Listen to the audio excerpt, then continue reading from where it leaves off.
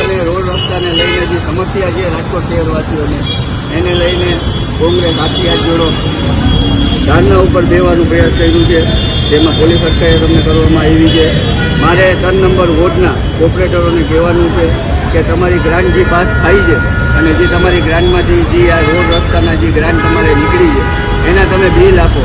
અને જો તમે એ બિલ ન આપી શકતા હોય અને જો તમે સરળતાથી અમને જવાબ ન દઈ શકતા હોય તો તમે અમને ના પાડી દો, તો અમે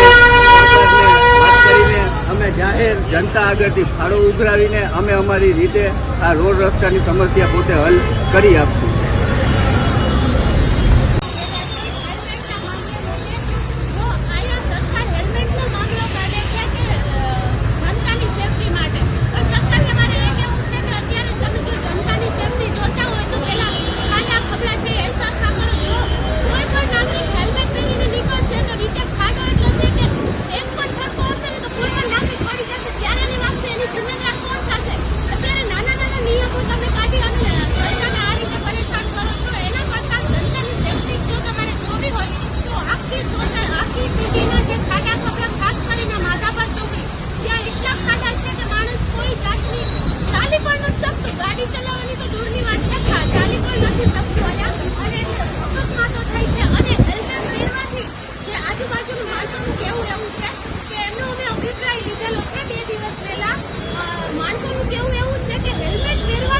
અમને જે ખાડા ખબલા છે એમાં કઈ દેખાતું નથી અને એનાથી અકસ્માત સર્જાય છે.